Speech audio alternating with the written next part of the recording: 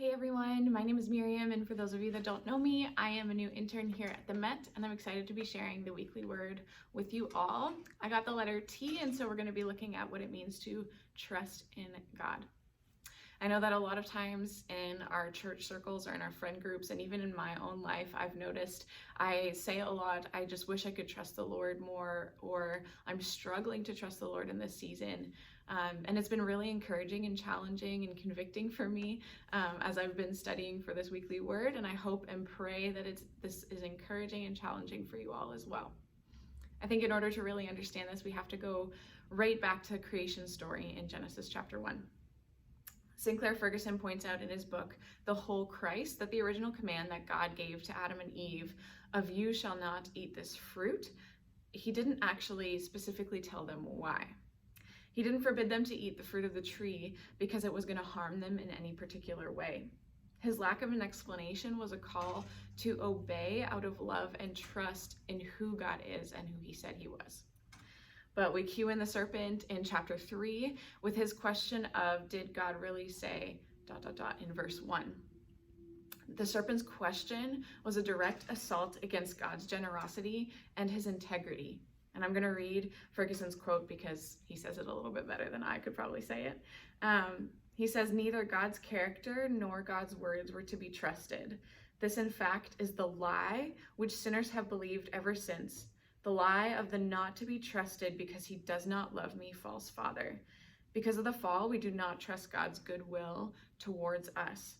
Trust was broken, but not because God was at any point untrustworthy. It was because Adam and Eve were tempted to believe that God was dishonest with them. It was an assault against God's character. I don't know about you, but that makes a lot of sense. That in my flesh and in my sinfulness, I choose to believe that God is no longer trustworthy. And I somehow twisted in my head that he isn't who he said he is. Paul writes in Titus chapter 1, verse 2, that God is not a God who lies. He's a God who never lies, specifically. He can't lie. It goes against who he is. And when I choose not to trust God, I almost make him out to be a liar, which I would never want to do. So convicting. So how do I get the cure for this disease of untrusting God? And the answer is simple, and it's the gospel. It says in Romans 5:8 that because of his great love for us, that while we were still sinners, Christ died for us. Jesus on the cross restored what the enemy tried to ruin in creation story. The enemy tried to ruin it, and God restored it by sending Jesus to pay for the penalty of our sins, to die on the cross for us. And he proved that he was trustworthy, not because he wasn't before, but because it was broken in the garden. Our view of God was broken. And it's not, I think it's to be said that it's not circumstantial. We're going to look at Job 42. And I think a lot of you know the story of Job and how he had everything that he owned taken away from him, his children, his livestock, his possessions, everything. The Lord allowed the enemy to attack Job and took away everything that he had. And at the end of Job, he says something that I think is really beneficial for all of us. No matter the circumstance, God is to be trusted.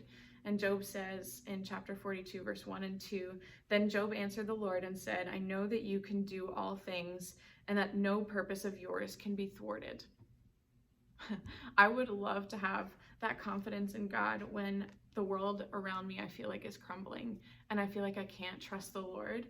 I can still say, I know that he can do all things. That's something to take with us. So trust was broken in the garden, not because God was untrustworthy, but it was restored at the cross, and it's not circumstantial. I don't have to not trust God when things aren't going the way I think they should. My trust in God has been restored because he sent his son to die in my place. And I think that is good news for all of us to be reminded of daily. And we can relearn how to trust God.